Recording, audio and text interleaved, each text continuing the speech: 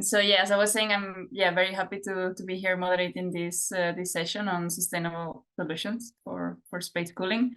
I will just take a few minutes, but I think it's important to introduce our panelists today.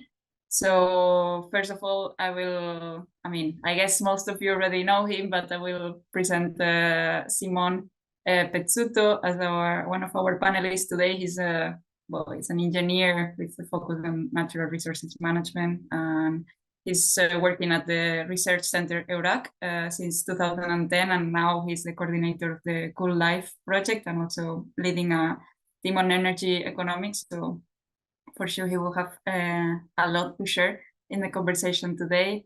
Then we also have with us today Carmen Sanchez Guevara, who is she's an architect specializing in bioclimatic architecture in a sustainable environment, and she's currently coordinating the project CoolToRise, which is the first European EU-funded project focused on summer energy poverty, and she's also working as an expert with the Energy Poverty Advisory Hub from the European Commission on implementing and development of energy poverty action. So also a lot to share, I'm sure, in this conversation today.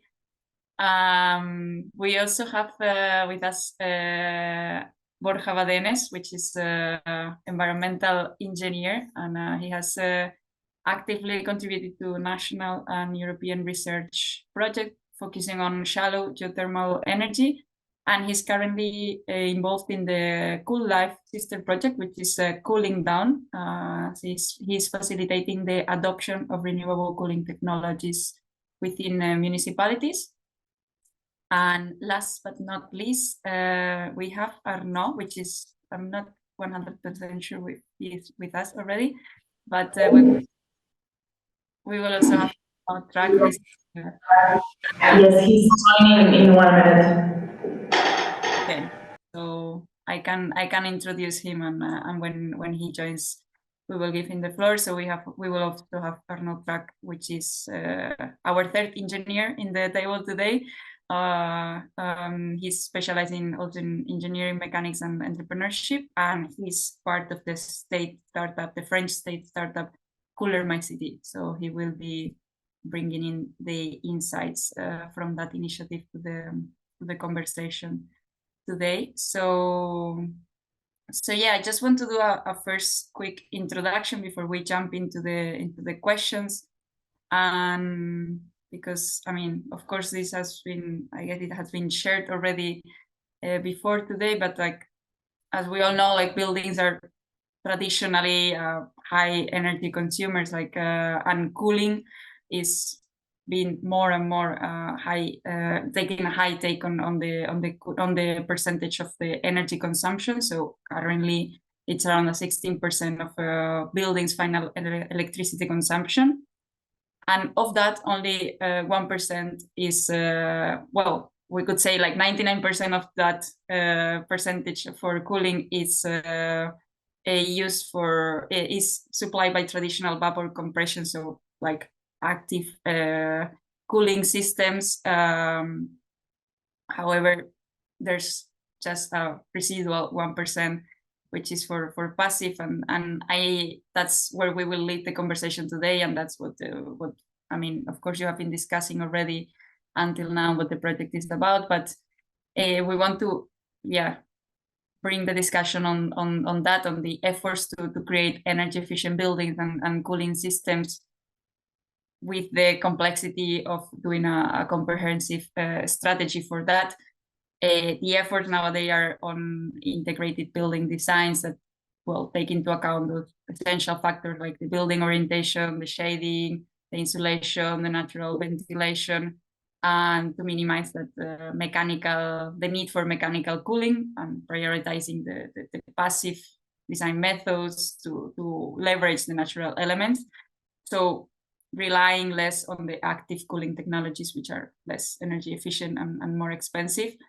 I know that's a complex, might be a complex topic, but it's great news that's being more and more in the conversation. I know, for sure, Carmen, from the architecture perspective, will have a lot to say on that, but also Borja or know when he joins. So I would like to start with a first question to break a bit the ice and to open the conversation on how can we optimize the indoor cooling technologies to be more energy efficient and to ensure that comfort. So how can we transition to more passive technologies that can ensure that comfort and that that we can spend nice summers and not hitting more the planet.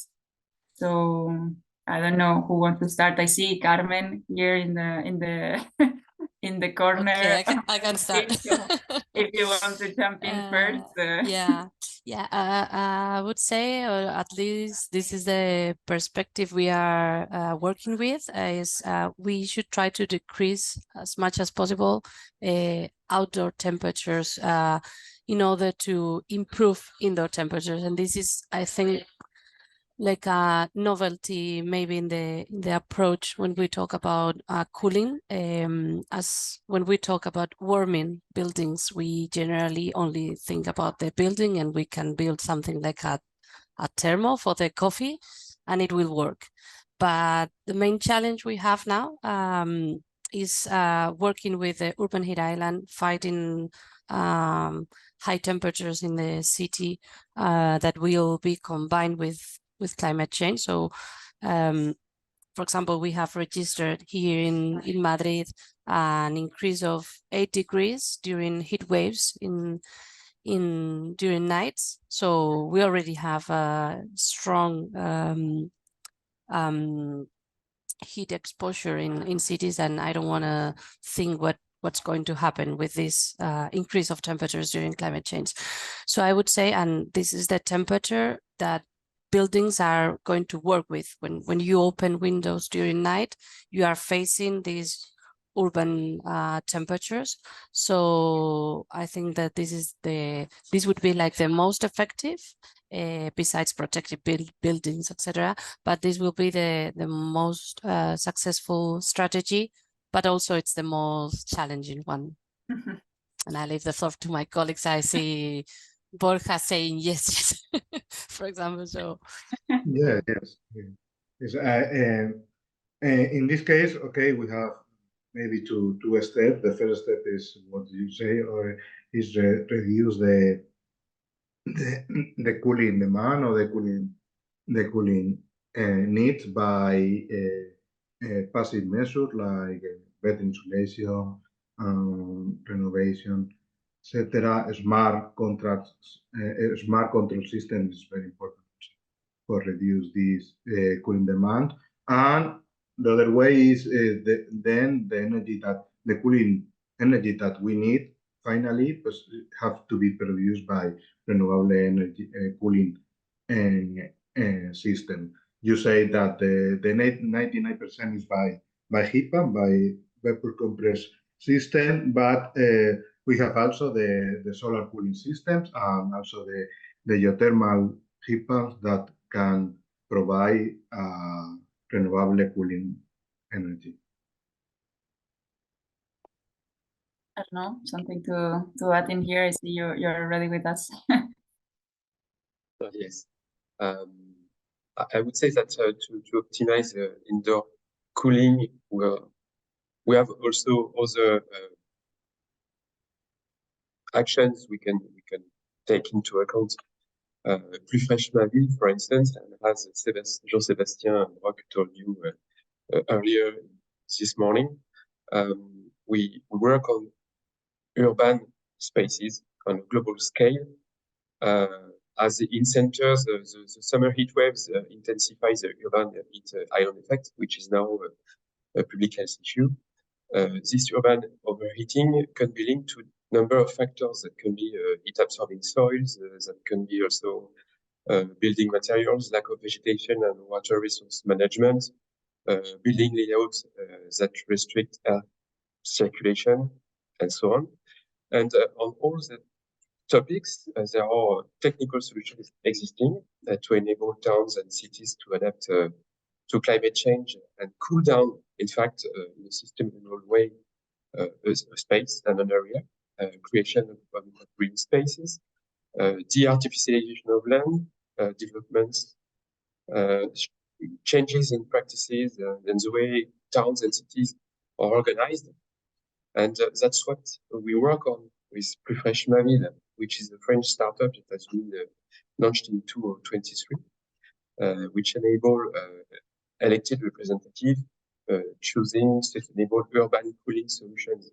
And when on an area you work on urban cooling, you have a direct impact on buildings, comfort in a specific area. That means that there is co-profit, in fact, of that type of actions in a specific area which can be concerned by urban heat island. The elected official and agents on our tool can select different type of spaces they can work on.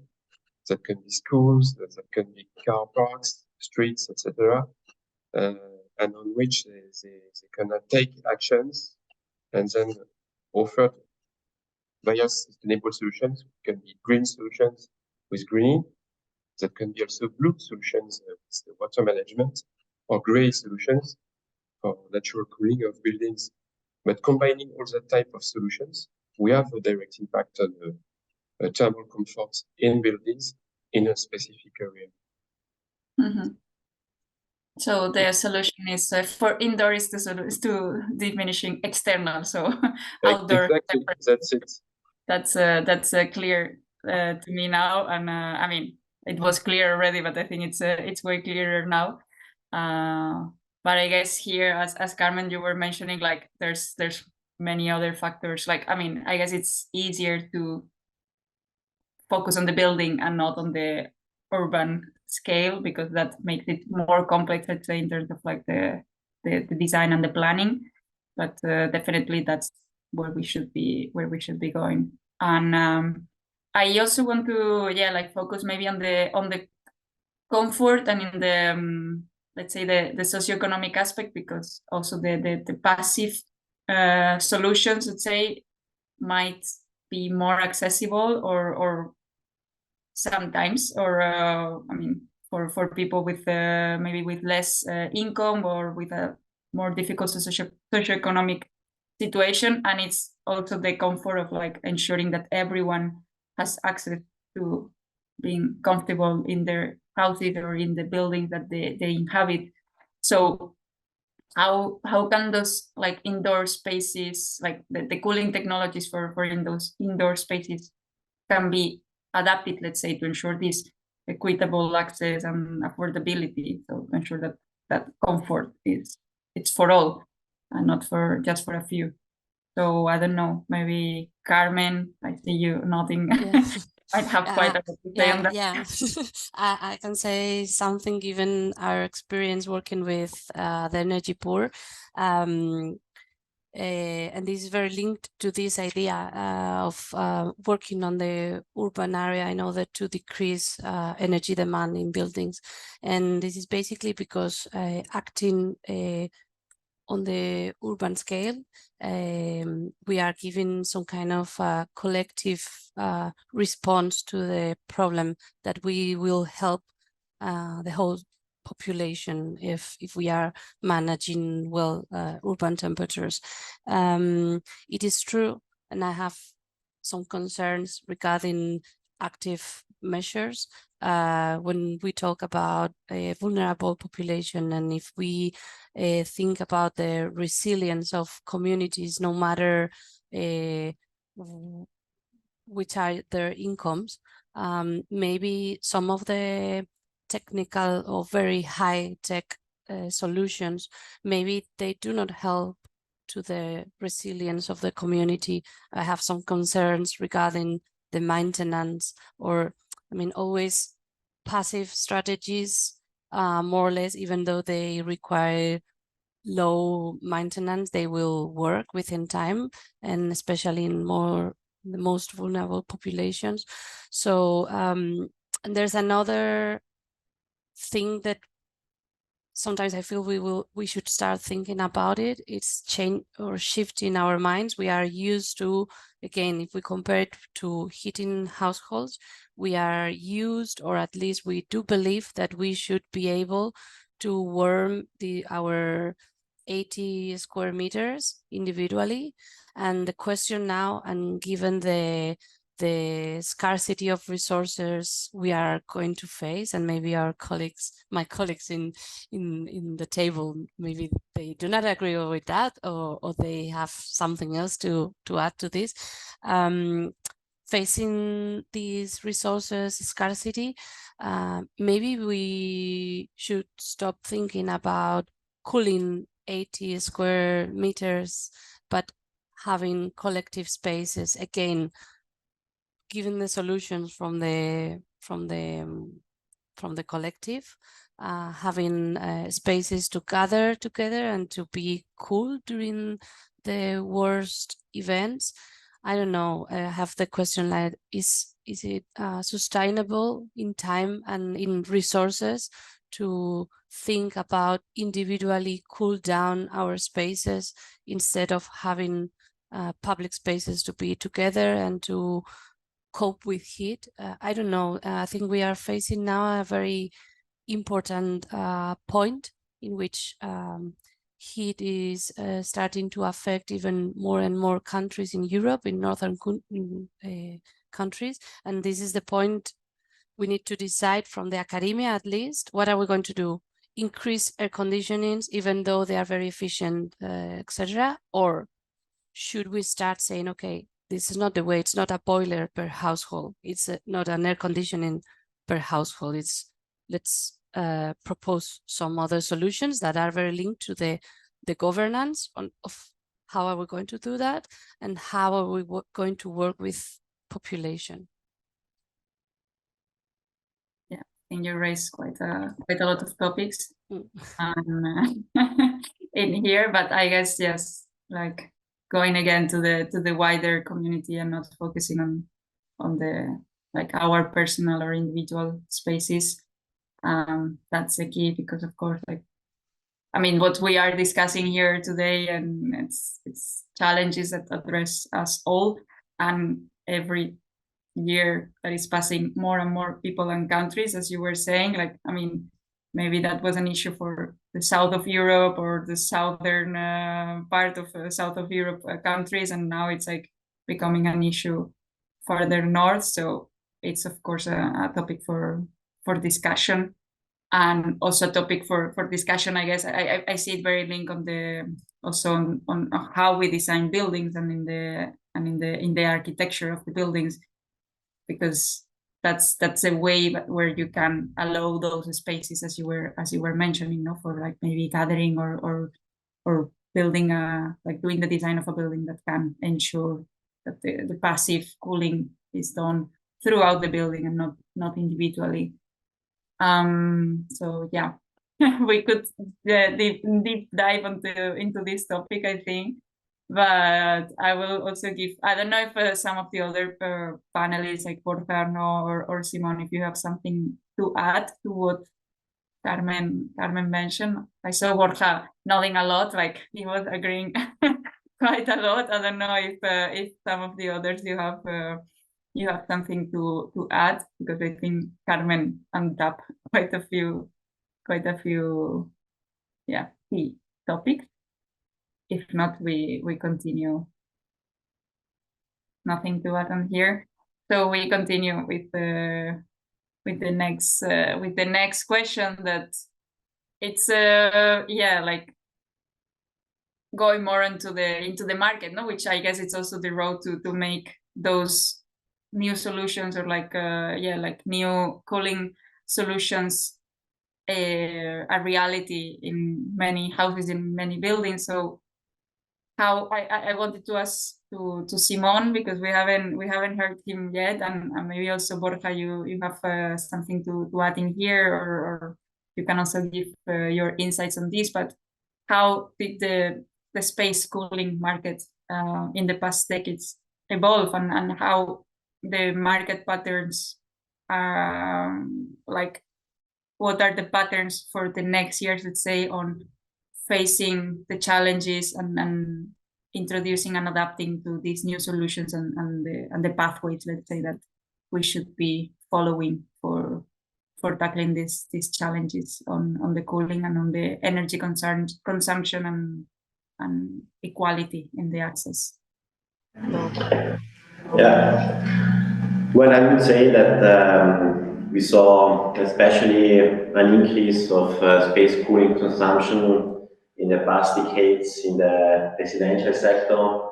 Formerly, we had space cooling applications installed in the tertiary sector, like, for example, offices or hospitals, where space cooling is a primary commodity. But more and more, we see especially multi-split units, but also portable units in flats, houses, apartment blocks, etc. And the main reasons are, among others, a higher living standard requested by the European population in past decades, higher comfort requests, and this leads then to have increase of air conditioning and to have also air conditioning consumption more and more in Europe's households. Yeah, what we register in the past decades, especially because of tropical nights, heat waves, and extreme weather events, is an increase of sales, especially of portable units. You can usually also buy them in supermarkets with lower prices. Not always this equipment has high energy efficiency levels. I would say that usually the energy efficiency level is quite low, so you do not have high investment costs at the beginning, but your electricity bill will then rise significantly. And those units then get especially applied in bedrooms then to, let's say, sleep during very hot summer nights. Concerning the market development in terms of different space cooling technologies, I would say that we do not see a breakthrough from alternatives compared to vapor compression units. So the centralized air conditioners and room air conditioners still dominate the market by something like more than 99% of the space cooling consumption produced. We then have a small application, still a small application of thermal-driven heat pumps, like Borja said, powered by solar thermal systems and geothermal systems and others. But still, we have a lack of let's say, amount of applications, and here we would need, in my opinion, the support of incentives and subsidies to have an increase of such applications, so that we could also develop an economics of scale, going down with the prices and having a rise in this field. And then we have also a very little amount of other technologies, like, for example, the sea-current cooling systems, and more and more, and we see also then other passive solutions like sky radiative cooling and other kinds of applications, which are very interesting, especially in the south part of Europe, but not only, also in Central Europe.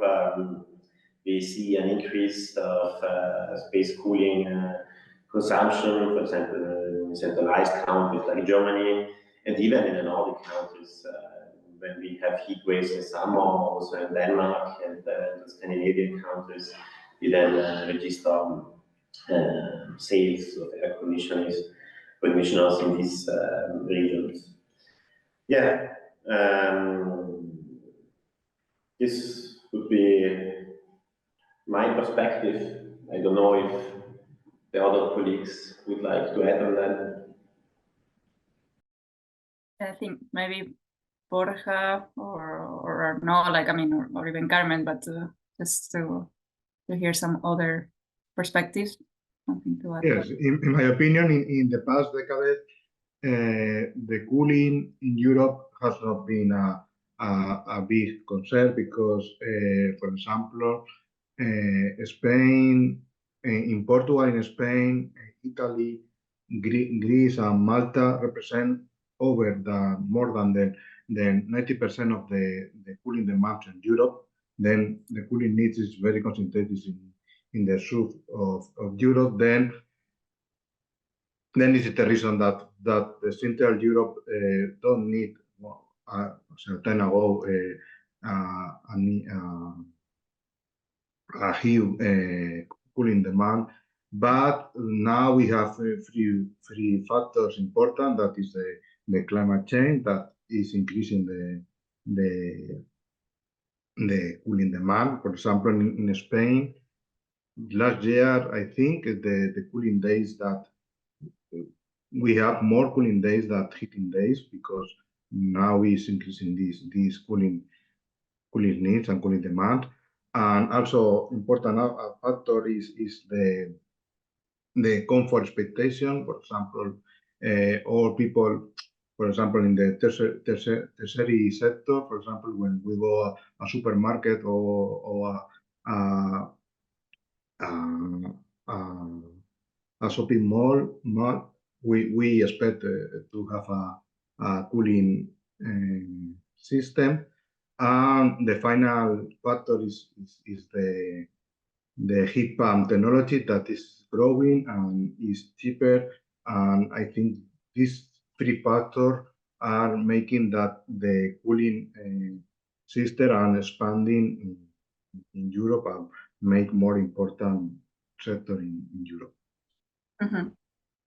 Yeah, I think you also mentioned something important, which is like, what is the comfort, no? Like, because it was also something I had in mind before and to bring back, but like, what do we mean by this comfort? And I guess it's very different, no? Like what each individual in a different place, in a different country expect as comfort. So yeah, that's also an important point in the definition of like making solutions that are bringing like comfort to the citizens and to the users. I see there are like two questions in the chat already from the audience, and I think one it's a bit linked to what with the question I wanted to follow up. But I think I mean, as I said before, I think it's important the perspective of the architecture and the design of buildings on how do we do places and buildings for housing or for other uses that are facilitating that indoor cooling and that are facilitating those like spaces for community cooling, as Carmen said. I mean, I wanted to ask you, Carmen, and I think also Arnaud, you have some knowledge on that, and you can also bring into the conversation with the Cool My City project. So how can we encourage like adoption of these sustainable cooling practices in the architectural standards and regulations? Because if we keep building buildings that are following old standards and that are following old ideas and designs, like of course then we need to adapt, and that's complicated. So how can we already change the perspective on that? And in that sense, there was a question in the chat from Valentin on saying that the proposal of community cooling seems very relevant, but if the household cooling isn't like cooling the whole dwelling today, and is talking about cooling at night, so where those community cooling spaces, let's say, wouldn't be maybe wouldn't be an option. So yeah, how are we, let's say, integrating in the design of buildings all these factors, and how are we taking into account the tropical nights and these effects of heat waves? So I know it's quite a lot. I don't know who wants to start. Many, as the only architects of the panel, I will take the floor. There are like many questions in here, but I would say I always think that our mission from the academia is pushing forward these things. For example, some days ago, the new EPBD has been approved, and I wonder if now buildings are going to be evaluated against climate change scenarios, for example. Are we evaluating and understanding the energy certificate of these buildings within 30 years, or are we just still simulating buildings with past weather files, for example? So I think this is something we need to start taking into account when we design buildings, designing them for the future. Regarding the, like to be very brief and to leave some space to my colleagues, regarding the square meters and if people only install them in some bedrooms, or it is true that in new buildings, air conditioning devices are centralized. So we are going towards more square meters cooled for only 1-2 people, which are the regular families now in Europe. So this is, it is still worth to think about collective spaces. And it is true that during night, we are at home, we do not have like collective spaces for sleeping. But it is true, let's say a couple of things. If you stay out of your home during day, probably you won't have overheated it as much as if you have been there the whole day, first thing, so it will be cooler at night. And also, again, we can bring here a couple of main strategies. If I've had to choose 2, I would choose solar protection during the day and night ventilation, like key points. And these again, as we're gonna spend this during nights at home, it's easier, or it's more, we will work on equity if we cool down the urban space. So during the night you can open windows and get some fresh air, instead of closing windows, having your individual air conditioning in your bedroom and overheating the urban space. So again, the solution has to come from the collective. Thank you, Carmen. Arnaud? Yes, through our tool, we collect lots of return of experience from local authorities. And I have in mind, for instance, a project in Mayotte, where in fact, they've taken into account the context once again, the place where you have your building. And that was for a bioclimatic secondary school building, where they have taken into account wind direction and wind speed on that specific place, just to have something about natural ventilation systems based on this study of the strength and direction of local winds. That means passive cooling of the building, thanks to its surrounding. Of course, also solar protection. That's something we usually have too. Here in that project, which was a combination of different actions, there are some horizontal and vertical adjustable solar protections. But once again, one of the main actions they've taken into account is to build this building, preserving the existing remarkable trees in the the surroundings, which are here baobabs and orchards. And there are around the school have been planted extensively. That has helped to improve the quality of the landscape also, and the cooling of the building itself. So you have here green solutions once again, the building and its context. And when you combine all that different actions, you have a good result at the end for the building, people, and users of the building.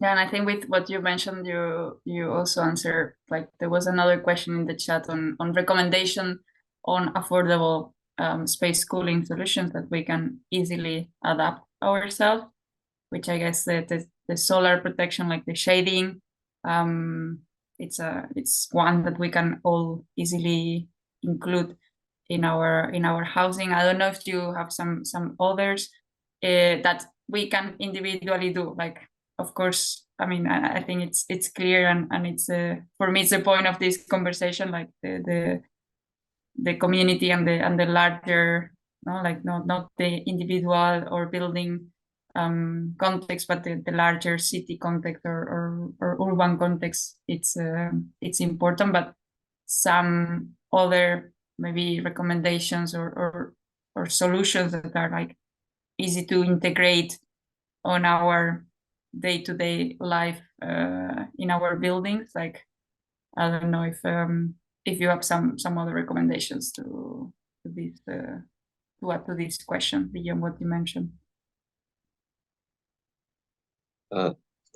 Once again, we really work on global and integrated approaches. That's the key point of our tool. So we don't specifically work on one topic. We support the local authorities on global plans. And in France, lots of local authorities work on the global plans, which looks perfect, really relevant, because and we have other examples based on new solutions. For instance, in Rouen, where they have taken into account on a specific area all the water. That means groundwater, spring water, surface water, and rainwater, just to cool the area and the buildings, and even work on geothermal solutions. That means you can even work on the thermal comfort, cooling, and heating, thanks to the water you dispose of in a specific area. So a context and solutions directly linked to the global context. That was the space of Lucie in Rouen, with a global approach and an impact on the way buildings were designed locally. Of course, insulation also. So really, classic approaches linked to context approaches, if I can say so. Yeah, I guess, I mean, what I see here, it's also like, and I think also Carmen or Borja mentioned it before, like that also the context is changing for many countries that were, or like places that were not used to this. So I don't know if there's also like in the previous question I did, for example, like on the architectural standards and regulations, like how buildings are designed in other places of like other countries of Europe that might be building, I mean, they have been building for situations that are not the current one. So they also need to adapt.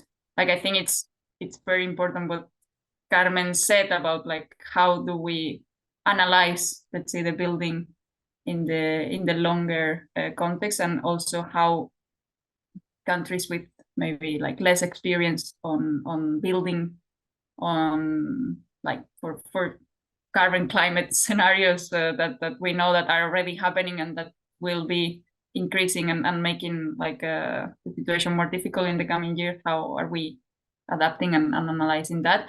And of course there is also the local and regional authorities' role on how to make cities and like public buildings as well more adapted to this, to ensure that we are using all the resources around us and all the natural resources that we have around us to ensure less heat island effect on the cities. Like we have less tropical nights, so we can make all this like more affordable and make that comfort as defined in every different place more accessible for everyone. So yes, I think there was quite a few important topics here. I need to start wrapping up the conversation. We answered already the 2 questions that were in the chat, but if there are other questions, please feel free to drop them in the chat. So I will like just to do a final question on how you from your projects are contributing, or I mean you aim to contribute to developing these space cooling solutions, and yeah, what's the added value that you're bringing to this conversation, to this challenge that we are discussing here today, and well, feel free also to add any final note remarks that you might have, because it was a short conversation, I think, in the end, for so many things to mention, but yeah, what's the new things you're bringing to the conversation with your project? So I don't know who wants to start, who wants to go first.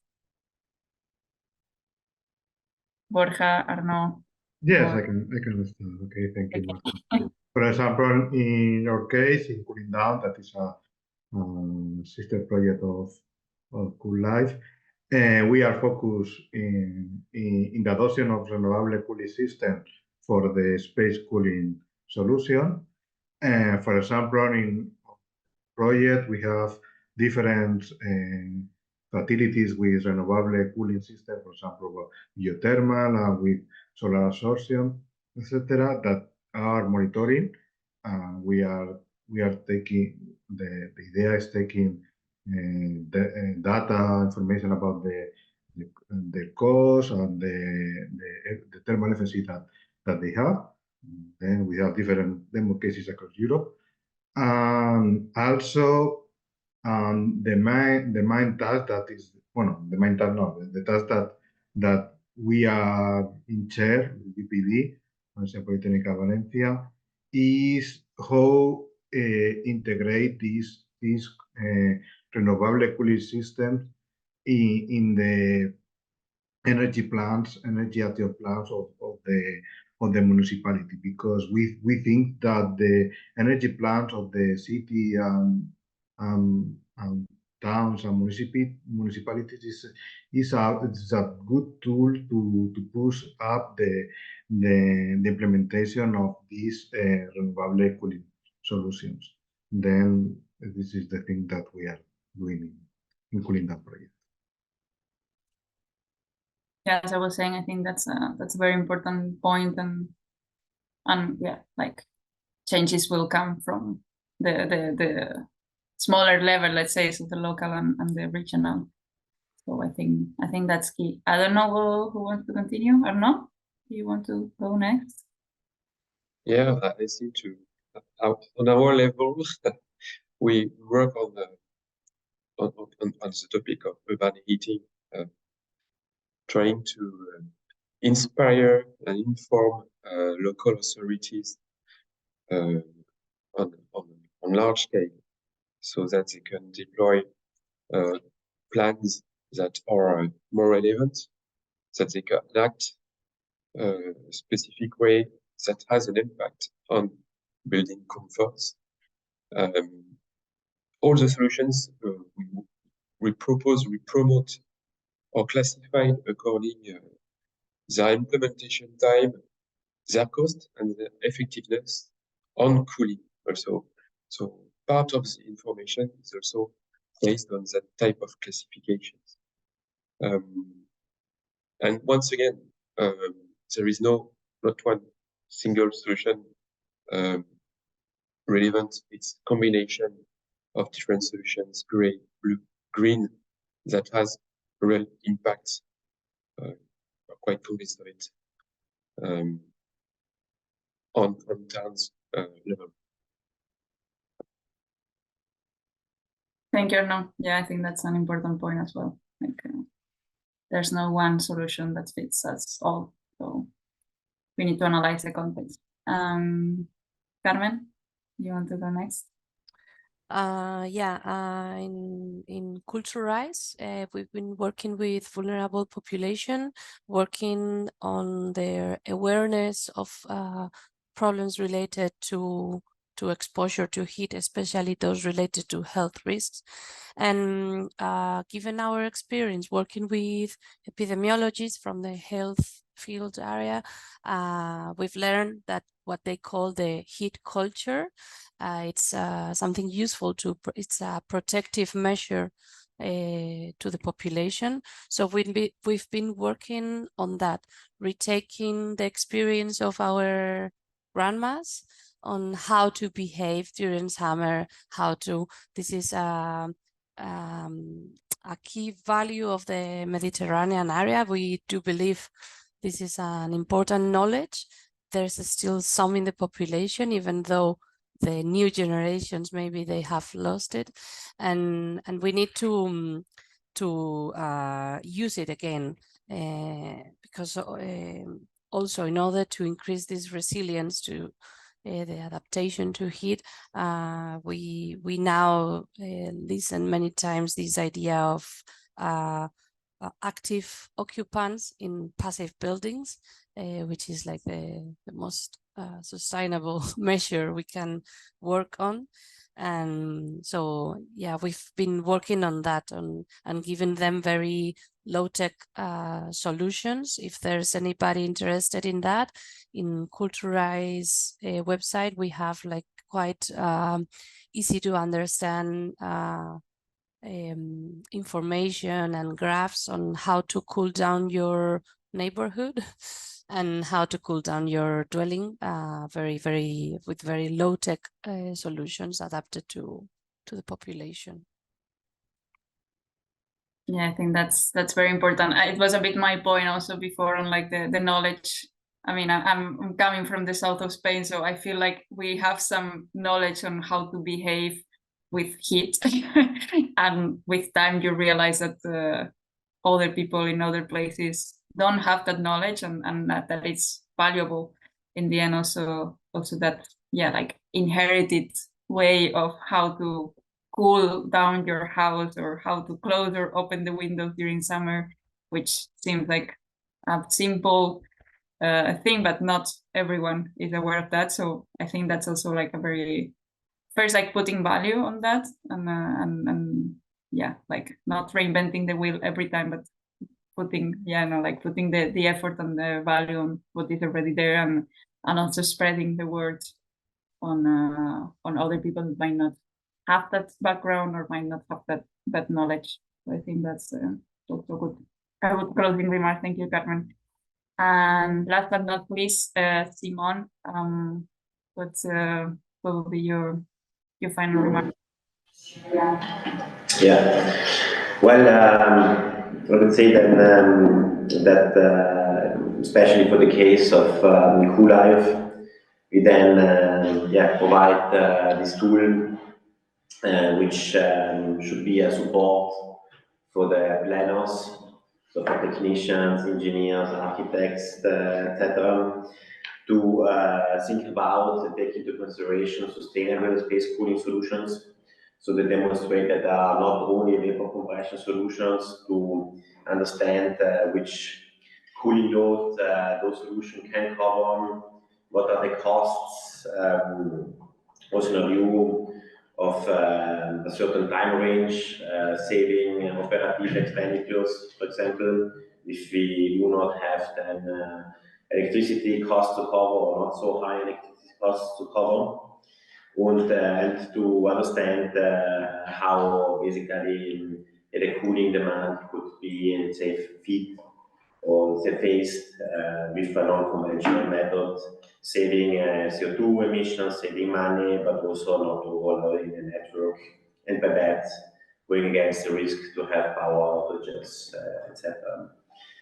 Yeah, and besides that, also through our knowledge hub, we would like to face the issue that basically there is a lack of data and information concerning space cooling. So we would like to bring all the necessary information together in one hub where through a simple search bar, putting in keywords, you can then access highly reliable data and information, so to support the planning of cooling, space cooling, but also to support those who operate in this field, also researchers, but also policymakers for those data-driven policy design and other operators in the field of space cooling. These are the main points, I believe. Thank you. Thank you, Simon, and thank you, everyone.